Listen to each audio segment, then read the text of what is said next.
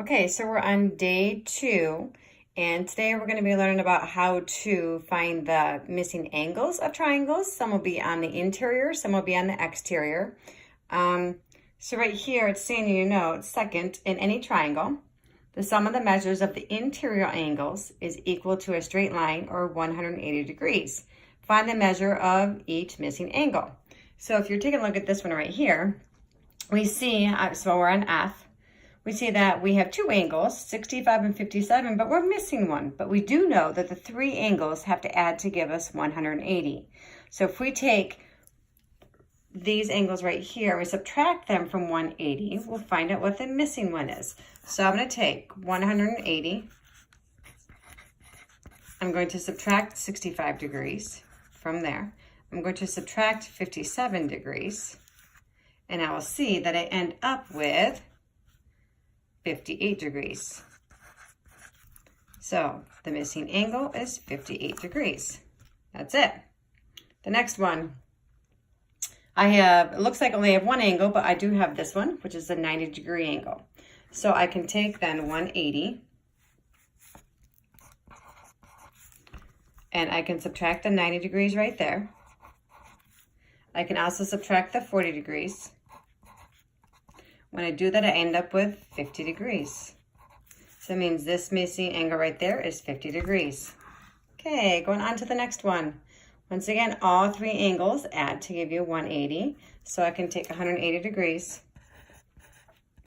subtract my 130 that I already know, subtract my 20 that I already know, and I end up with 30 degrees. So that missing angle is 30 degrees. Going on to the next one. Now we're going to use our understanding of supplementary angles and the sum of angles in triangles to find the missing angles. All right, so here we go. We got this one right here. A little different because what a common mistake that kids will make is they'll add 55 and then they'll add 135 and then try to subtract that from 180, but wait a minute. These are on the inside. Since these are not on the inside, you can't do that. So we need to find the inside. Oh, but you can see, I hope, that 55 right here and this angle right here are supplementary. So that's going to make a 180-degree angle. So if I take 180 minus that 55, I can end up with that angle, which is actually going to be then 125.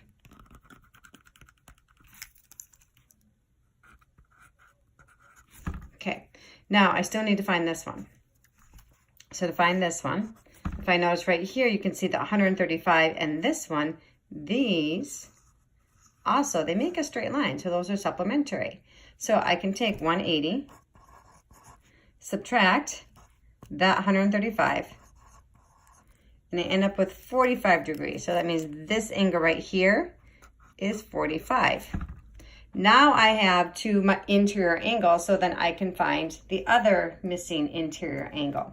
So I'm going to take 180,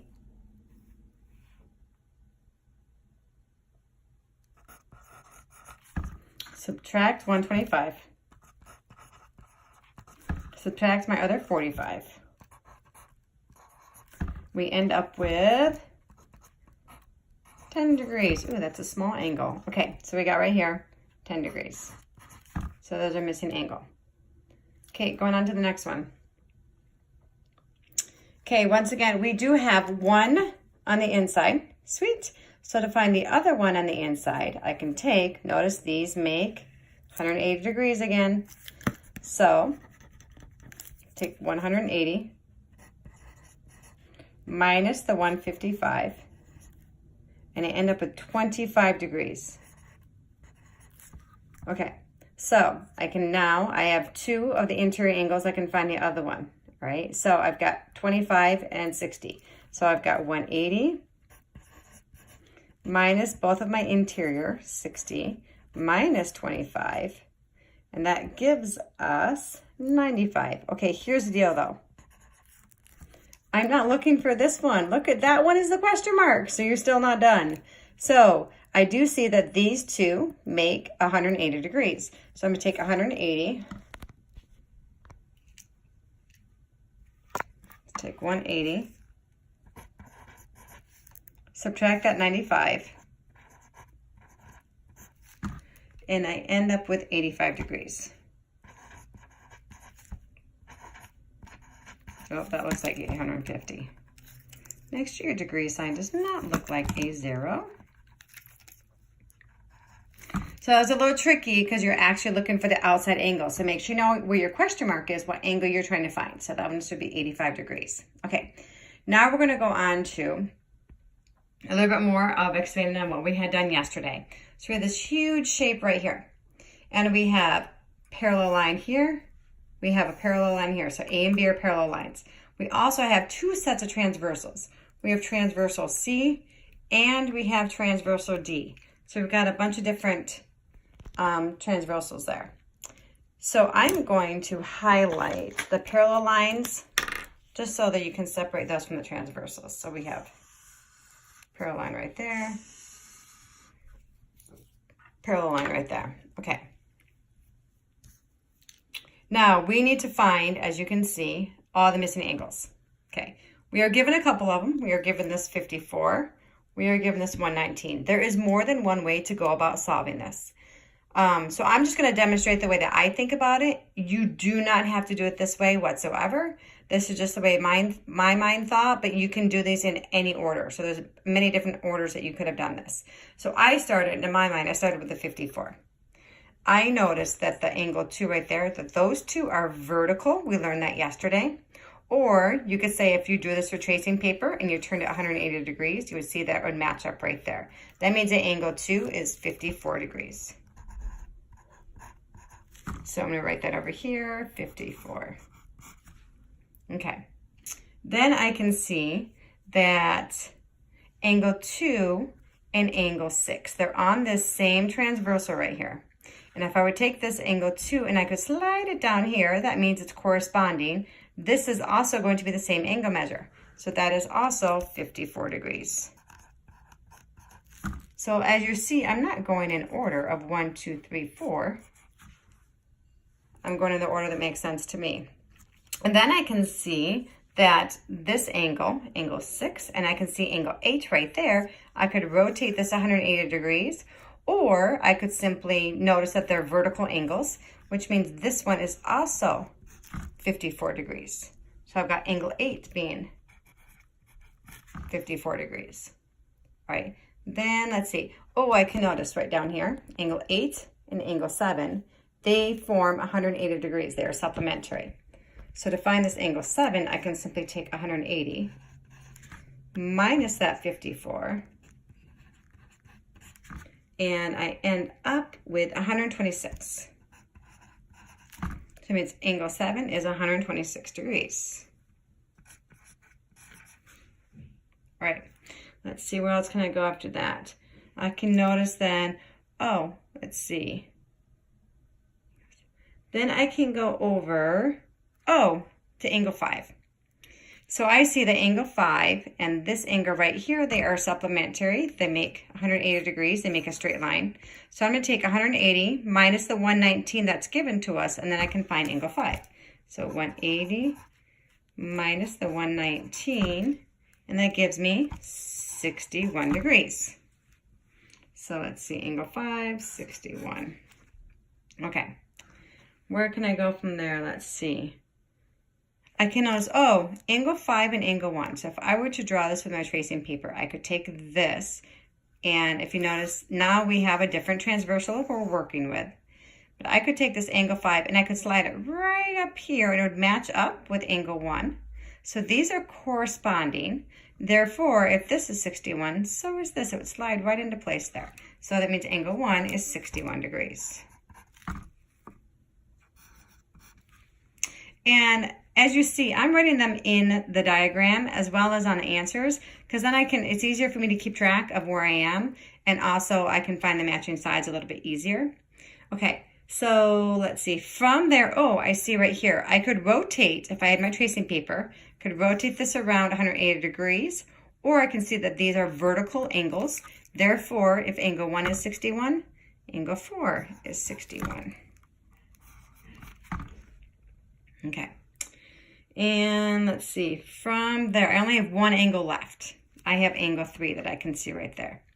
Well, there's a couple different ways you could do this. I see this big arc right here is what I'm envisioning. So I see that all 3 of these are supplementary to each other. That means all 3 of these add up to 180. So for this one, I am going to need to, 180. So I can take 180 and I can subtract that 54, subtract that 61, and I'm left with 65 degrees. And voila, you have found all the different angles. Like I said, there is more than one way to do this. That's the way that in my mind it made sense. Okay, now we're gonna go on to the big ideas. Here we go. Our conclusions for the last couple of days. The following angles are always congruent to each other. Vertical angles.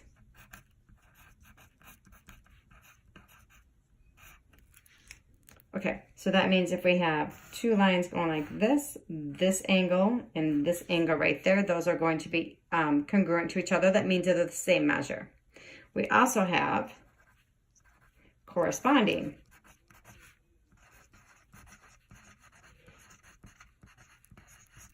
For the corresponding angles, those are the ones where if we have our parallel lines and our transversal, they're in matching position. So for example, this one right here could slide right down to right there. So those 2 would be corresponding. You can also think of it as this would be a translation. And for vertical, this could be a 180-degree rotation. Okay, another one that we have is alternate interior.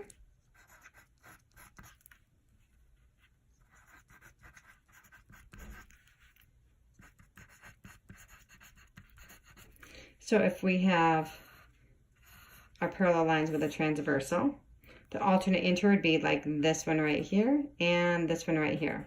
If you remember from yesterday, that would actually take a 2-step transformation. You would have to, for example, rotate 180 degrees and then you could slide it right down. So translate it right down. And then we also have alternate exterior.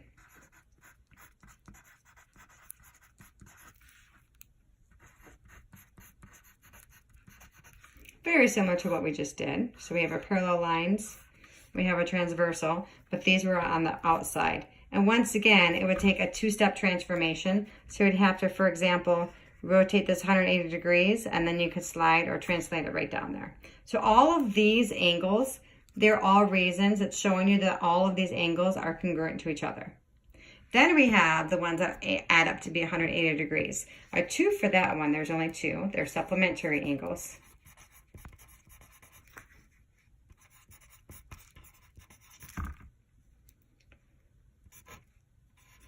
Okay, for supplementary angles, that means that the 2 angles, so let's say angle X plus angle Y, or it could be 3 angles as we are also noticed, that they equal, when you add them, 180 degrees.